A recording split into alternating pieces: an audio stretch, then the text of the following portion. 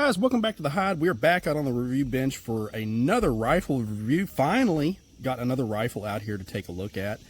And this is going to be one of the Generation 3 Palmetto PSA10s. This one is in 308. This is the 18-inch version. So this is actually one of their rifle kits with a stripped lower, but thanks to YouTube, you're not allowed to show any of that anymore. So I just went ahead and put it together so that way you can see the rifle in its final configuration. But I just wanted to go over the specs on it. There is some differences between the Gen 3 and the previous generation, so we'll kind of go over those real fast. Then we'll get it on the bench and we'll see how it does at 110 yards and throw some lead down range. So first up, again, it's an 18-inch 416R stainless barrel. They do say this is the heavy contour, and I would absolutely agree with that. It is a, it's basically a truck axle. It is thick, guys. But with that being said, it should lead to pretty good accuracy, I would think. This is a 1 and 10 twist, so should lead to good accuracy and precision with a various array of different grain weights of ammunition. The receivers are 70-75 T6, M4 barrel extension, 5/8 24 threading, the mid-length gas system. Now in the Gen 3, they do include a nitrated gas tube, if you can see that in there in between the handguard. This also comes from PSA with a 3-position click adjustable gas block, so that's kind of cool. Now for this review here, I am not going to shoot it suppressed, but that may come in handy later on down the line if I decide to throw one of the QD adapters on here and stick the can on it. So that's good from the factory. That's good value. This does have their EPT trigger, which, if memory serves, I have not shot their EPT trigger yet, so that's kind of cool. I'm definitely interested to see how well that works when you get it into get it on the bench and get some lead down range in that regard. But just by the playing with it on the bench, I mean, it feels pretty good. We'll get a pull weight here for you guys. Rifle is cleared, so let's see if we can get a weight on that factory trigger. It is a bit heavy. It does seem to be fairly crisp though. And that pull is at 6 pounds. So, and I would say that's probably pretty accurate. If you take a look at the pull on it, I mean, it's not bad. The break is pretty crisp, but it is heavy. So I mean, but it's a factory trigger, so I mean that's to be expected. It did come with Magpul MOE furniture, so that's a good addition. I do like their handguards. PSA has a really nice factory handguard that they include. They've omitted some of the top rail here, so that's a nice feature there. I mean, if you don't need it, why have it? You know, it's just extra weight. Although I'm not gonna lie, guys, this being in the 18-inch version, it is a chunk. I have not weighed it, but we can do that real quick here and just see what the overall weight would be. Now granted, this is my sample with my scope. I am going to run the SIG 4-16 Buckmaster scope on it, but yeah, so it's almost 10 pounds. So 9 pounds, 12 ounces. It's you definitely know you got it in your hands. There's no question about that. Now, with that said, that should help to mitigate some of that felt recoil as well. But definitely not something I would be wanting to tote around in the woods all day. It'd be more of a static position type of firearm. I would shoot it mostly off the bench, maybe from a bipod later on. But I mean, you could shoulder fire it. There's no question about that. But you definitely wouldn't want to do it for extended periods of time, or I wouldn't anyway. I'm old and out of shape, so that's just the way it is. But as far as the Gen 3 features go, like I said, they do include that gas block. It is dimpled, so you could take it off, put on something else if you wanted to, relatively easily.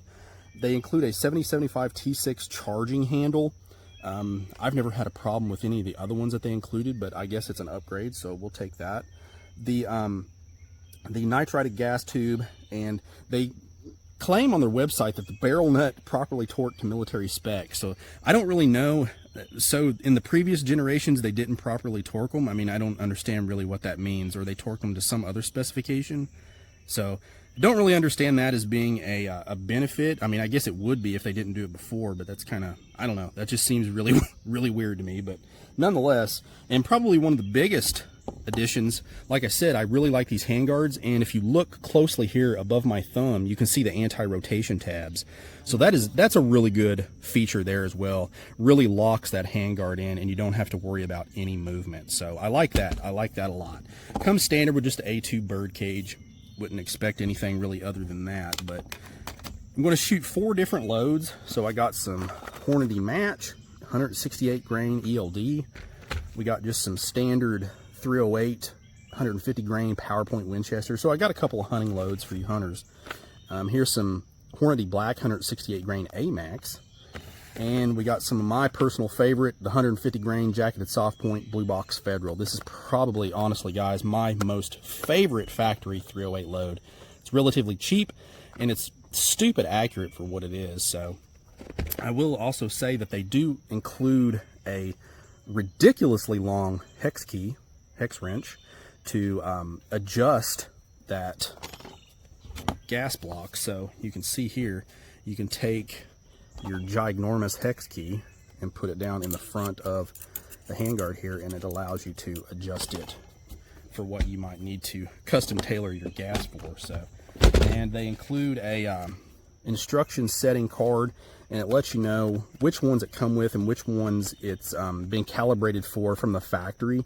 So they calibrate it from the factory with 150 grain weight ammunition, and then just give you some basic instructions on how to do that. So if you want to add more gas, you move it to the left. You want to restrict the gas, you move it to the right. So simple enough. And of course, you get your inspected by card. So AG, appreciate you checking over our kit for us, and hopefully it runs without a hiccup. So let me get this over on the bench, guys, and we'll see what it'll do. All right, guys, we got the Gen 3 PA10 here on the bench. I stuck 5 rounds through it just at 110 yards to get it on paper. Put a couple on steel just to check and see how it was going to do. It chucked those 5 really well. The Gen 3 does have a extra power extractor spring, they do say on the website, and I would say there was no issues with the extraction. It put all the brass at about a 2 o'clock position over there on the ground, so extraction and ejection looks pretty good. So we'll see what we can do here. First up is going to be this 150 grain jacketed soft point Blue Box Federal. And like I said, the cool thing about this stuff is you can still get this at Walmart. And to be honest with you, this is probably one of the most accurate 308 loads that I have found. It shoots really well in a lot of different guns. And it's only like 24 bucks a box. So still relatively inexpensive. But let's take these 5 shots and see how she does.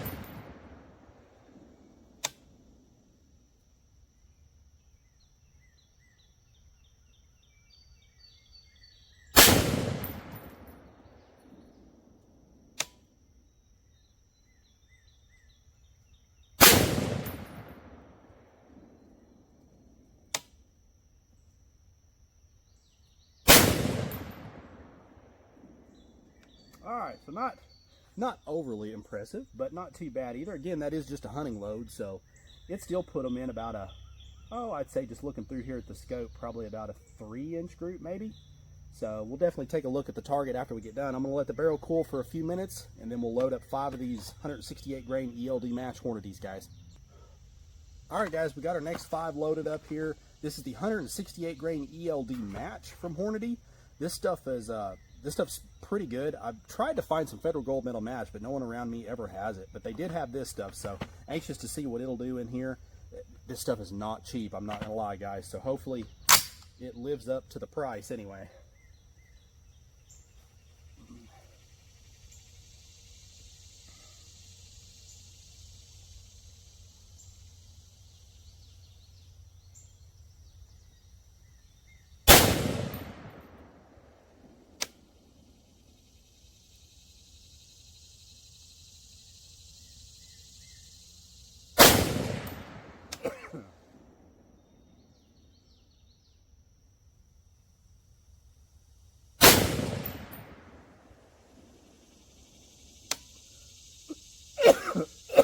Excuse me.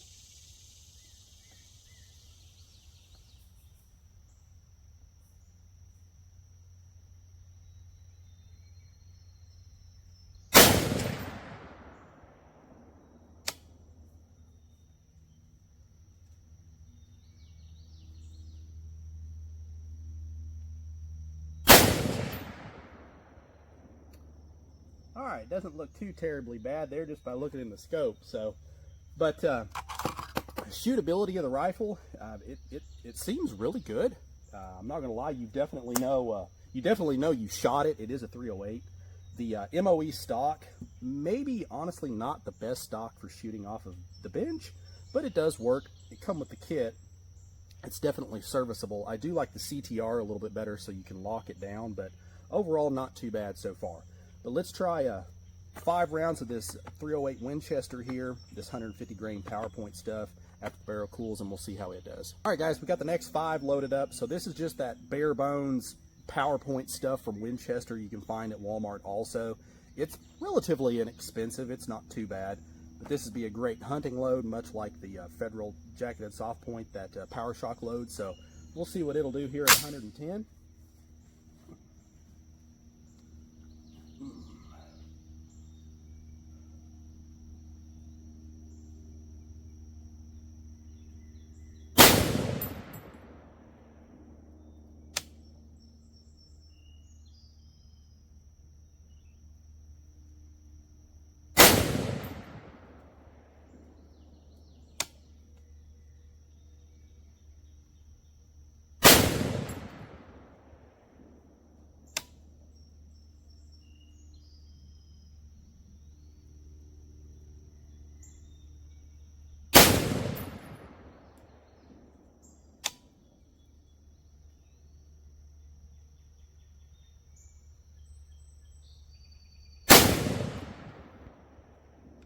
Wow, that's pretty dang impressive with that load there.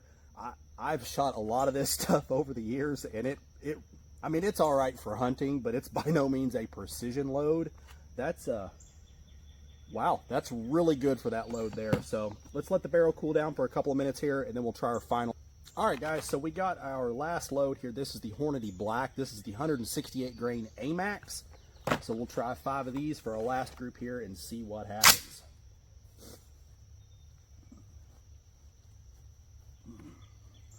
All right, here we go.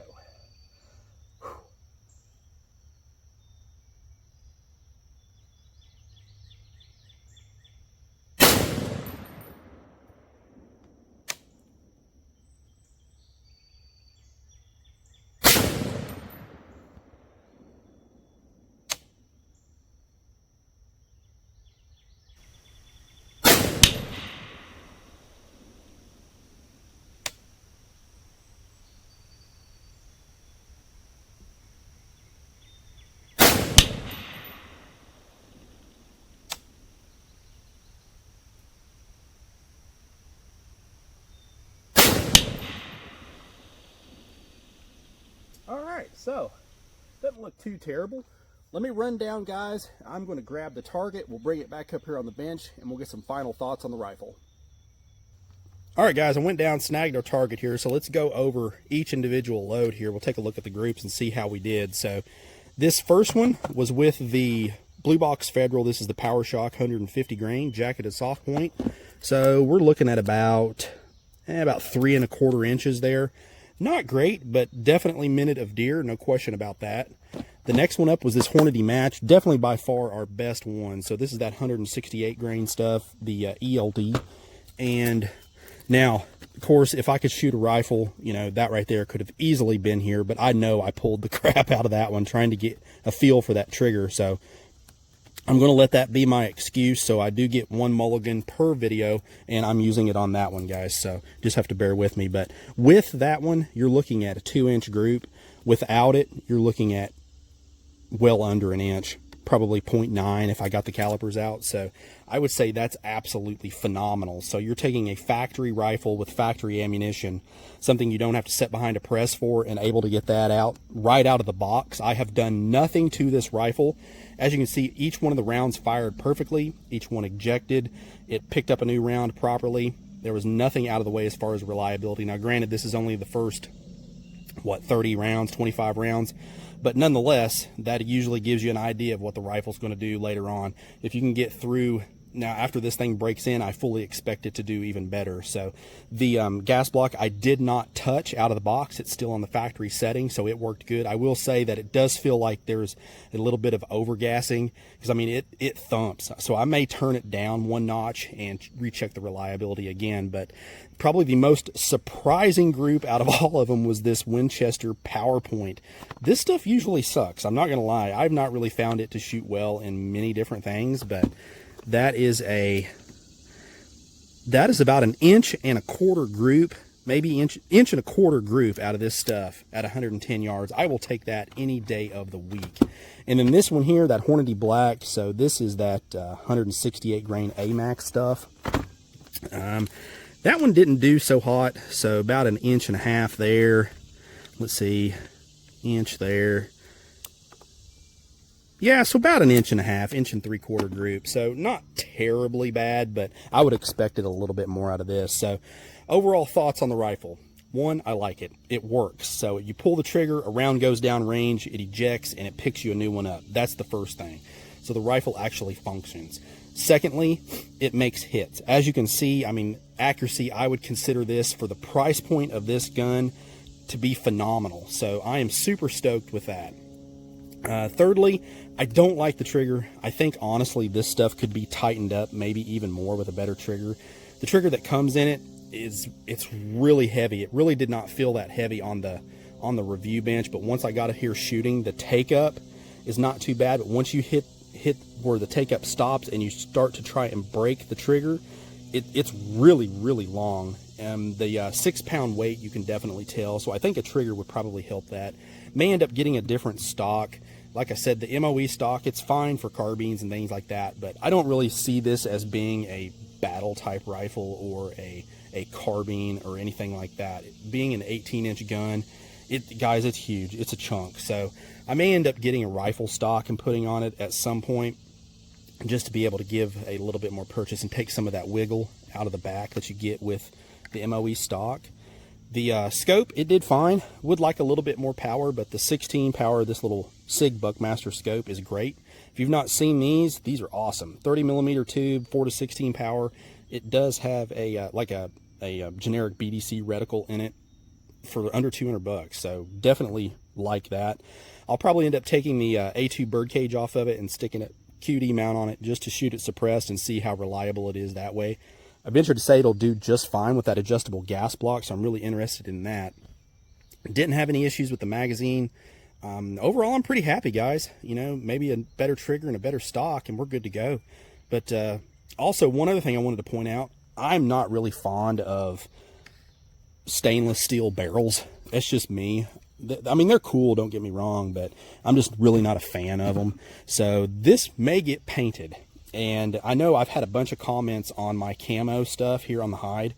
If you guys would like a video on me camoing this gun, please let me know down in the comments below. And if I get enough interest on it, I will make a camo video camoing this gun and scope. So let me know down below. That'll be interesting. But please like, share, and subscribe. Guys, I really appreciate the support. We're making the push for 20K.